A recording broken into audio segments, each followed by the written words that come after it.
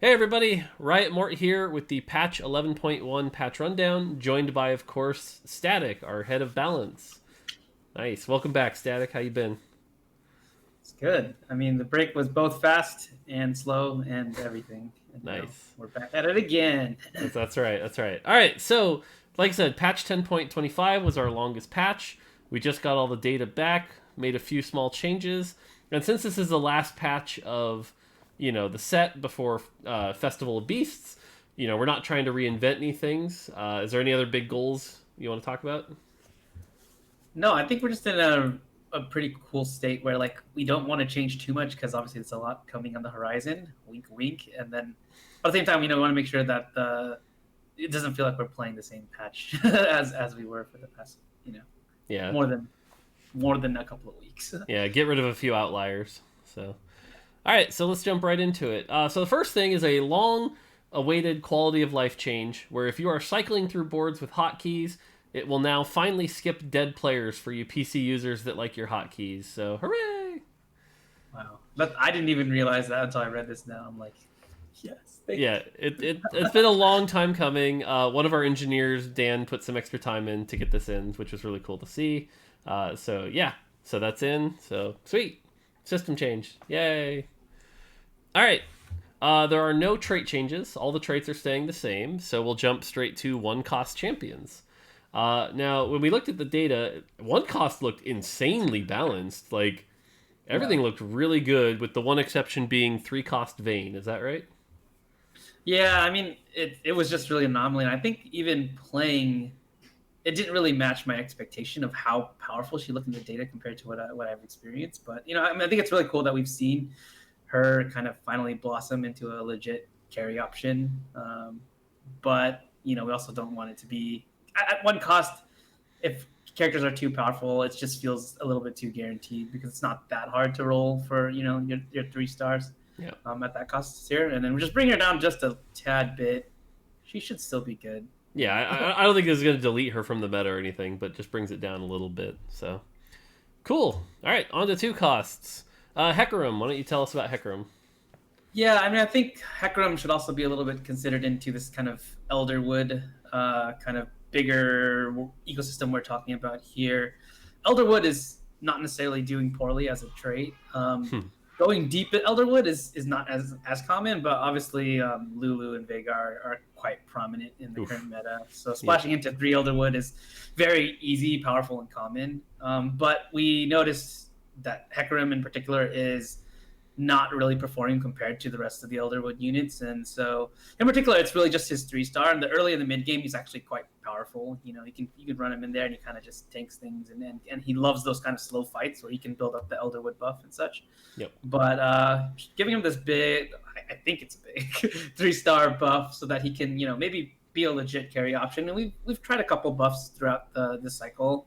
But hopefully this is the one that actually kind of really puts him out there and lets him be the horse he always wanted to be. Yeah, I think it'll be a good send off for Hecarim. The last patch, you can run some 3 star Hecarims and do pretty well with it. All right, moving on. If you watched my streams over the weekend, you certainly know I don't really have nice things to say about this champion. Lulu, this looks like a pretty big nerf. What are your thoughts here? Yeah, I mean, when we made the original reason that we even worked on Lulu was part of the bigger like crowd control, like just so much CCs and disables that were in the set, and we were never really meaning to like buff her into some kind of crazy state where she's creating these overtime, crazy hard to kill compositions, just healing for so much. Um, and so we're just pulling that back now. It's really cool because I think she's kind of unlocked quite a bit of comps to become much more functional. Like obviously six mage is a lot more Yep. viable, and just I think she contributes a lot to why Elderwood could even be strong with the way she's working right now. But yeah, we're swinging pretty hard here. She can be really frustrating when you're losing to her. Just like infinite healing and just like big guys everywhere, and it just sucks. Yeah. So I think the key point here is she'll get that first cast pretty much almost identically quickly. That first cast will still be just as big and give like that Veigar or someone else like 1,000 health sometimes. But you won't get it quite as free repeated. It'll actually maybe have a window where you can actually finish them off, which will be pretty good. Yeah, maybe if if you itemize her, you can maybe get back to that crazy world, but it's like then there's a trade off, I think. So Yeah. All right, Teemo. Teemo's been another one that kind of snuck up on everyone on 1025, and it was like an early chosen Teemo was a really good fast 9, even just a 2-star Teemo with maybe some mana items. So it looks like we're changing the chosen stat from mana to spell power. So you won't quite get that free mana for the first cast.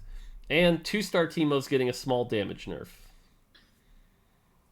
yeah, I mean, just as we designed it, intended it, the mana, if the chosen can get mana, honestly, have a probably the best stat as far as chosens go. It's just so powerful because it amplifies everything your character does, not just the damage output. And so we're just toning that down because right now hitting like an early chosen Teemo is just kind of like Yeah. it's kind of scary to play against. I think when Witty made the chosen, stats, Mono was always meant to just be like a if nothing else works, this is the really powerful one that can get them there. And so if the champion's functioning without the mana, giving them mana, like you said, is just ridiculously dangerous. And so getting things away from that when we can is probably very healthy. Yeah, I mean, at first we were thinking, oh, yeah, you're gonna bring Timo more for the blind utility, and it's kind of played out where his damage is actually a significant part of his power budget, and so I think it makes just more sense at this point to go move him to spell power. If you look at the actual spell damage nerf, it's not a ton, but right now I think when you hit that 2-star Timo or just hitting Timo really early, he can just kind of carry that mid game really hard, and so we're just tuning that back just a tad bit. So it's not just as easy as a kind of sit there and push your way to the higher, 7, 8, 9. Yep. So. Cool. All right, moving on to 3 costs. Callista, big HP change. I don't think a lot of people are going to be expecting this change. So, what's the deal with this one? Yeah, this is something that you guys met Kent recently in one of the videos. He was really kind of pushing for. Right now, Callista does look very weak on paper. Like we just look at her data and she's just underperforming. In general, like at all of her star levels and everything. Even though we've done a lot of like bug fixing to make her less buggy. One of the things we notice is that obviously her play pattern requires her to get all those spears and then pull them out. And a lot of times right now you're gonna play her, you're gonna build a bunch of spears and then all of a sudden you get picked off by some AoE spells, some backliner jumping at you like Jarvan, and she just never gets that chance to pull out the spears. So. We want to take an interesting approach to this one rather than just buffing her damage output because we feel like she can actually deal a lot of damage when itemized correctly. Instead, give her some survivability so that she can actually stay in the fight and pull out those spears before she goes out of the fight. Cool. Yeah. Cool. All right, and then Veigar. Let's talk about Veigar. And I'll go into depth on this one. Yeah, because so Veigar has certainly been probably the star of 1025. Especially at lower elos, you probably see 2 to 3 Veigars a game, and they're just one-shotting things, and it's pretty crazy.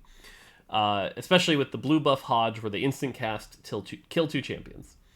And if you already saw the Festival of Fates rundown, Festival of Beasts rundown, you'll notice that Veigar has a very much larger nerf, where his mana goes to 40 out of 70.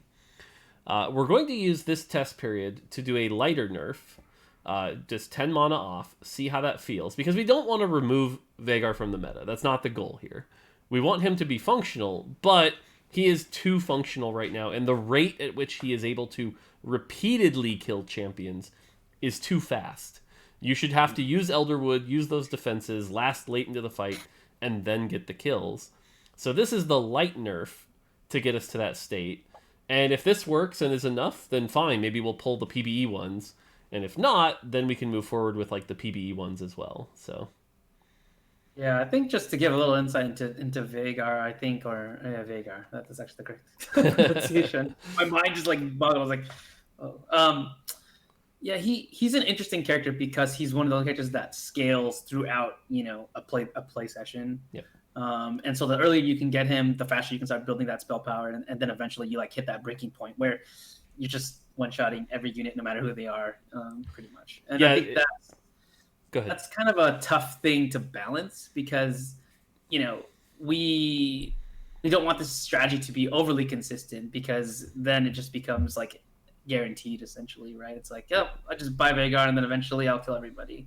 So there has to be that kind of like struggle to get to Vagar to his like god status, and finding that exact number, the right number where he can actually get there, but also it's hard to get there. It's kind of like this Yeah.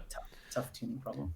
Yeah, if you look at the data, if you get an early Kindred versus an early Vagar, it's like early Kindred had the higher win rates at those early stages, but the early Vagar had the much higher like LP delta because it just like eventually it turns on really well. So, yep.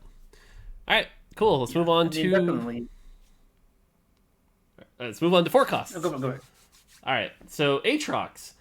This is another one where if you saw the PBE rundown, you saw that we were already doing some of this. The HP and armor specifically, we've moved up to 11-1, and we're going to hold on to the damage for now. So should give Aatrox a chance to be a little stronger, help cultists out a bit. So, yeah. Anything to add? Yeah, we're just hoping to give cultists in particular like a more solid front line. I think Aatrox, compared to the other forecasts, has not shined as much as we thought he was going to. When we were playing him in the early internal tests, we were like so excited about him, and we were itemizing him with gunblades and all this stuff, and it never really played out as it did on live. So I think that's something we're hoping, if we can throw him some buffs and really get him to that level of forecast, Yep. I think that would be really exciting. Yep. All right, Ari, if you look at the data, Ari was the only forecast carry that was like a pretty sizable notch below the other forecast carries. So getting a slight buff here, is that right? Yeah, I'm always just a little bit wary of this kind of character. Maybe we've been scorned too many times by like the big spellcasters, like Gangplank. It's just something that's really scary about these characters, where it's like you hit that critical mass, and all of a sudden they're just one shotting your board every fight, every time. Yep. And I think obviously she's ridden a roller coaster for this first half of the set already, and we don't really want to, do something crazy and make her really the meta again. So, Yep. just kind of like the smallest stuff we could think of that will actually affect her. So just like trying to get her to her spellcast faster, especially if you can itemize her with a mana item, you can really take advantage of that little 5 mana there. So. Yeah. Hopefully, since this is her last patch, she'll have a patch where she can be playable and be exciting. So that'll be good. Yeah. All right, Jin. Looks like a Jin 2 nerf. What are your thoughts here? Yeah, I mean, we were just coming through the data. Like Jin, it's great that Jin is finally, coming to his own later into the set. I mean, he was always kind of there. I think we, seen him as the Dusk Sharpshooter, and now we've buffed him to the point where he actually is pretty scary, along with like Ash and the other carries, which is cool. But we just saw him a little bit out of line. He was both like the strongest early game forecast and also the strongest late game forecast, and I think just trying to rein that in a little bit. But yeah, I think we're excited that he's a good character. He's always been cool ever since we introduced him, and I don't remember which set at this point, but yeah, I love the character for sure. Yeah, I definitely saw a lot of challenger screenshots of like kind of weak boards that really didn't seem like they'd be winning, but a lot of them had Jin as the linchpin of that, especially like a Giant Slayer Jin. So good to see. Yeah. All right, probably the biggest change this patch. Morgana. When we looked at the data, Morgana was far and away the worst forecast. Just period, right? Yeah, for sure.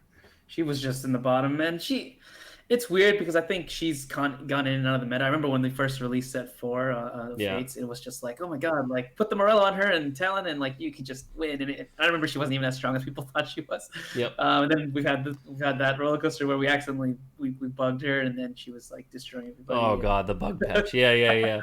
So these changes are pretty big though, right? Yeah, I mean, this is one that I was going back and forth with Kent quite a bit. We were talking.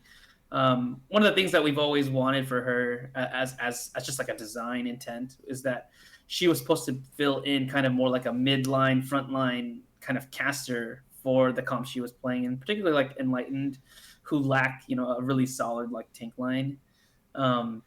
She was meant to be that, and so we had experimented in previous patches with doing certain changes, and we just wanted to take a stab here at trying to just mess with her stats to get her to a point where maybe you don't feel too bad about putting her on the front line, maybe itemizing her with some defensive items, not just spell power items.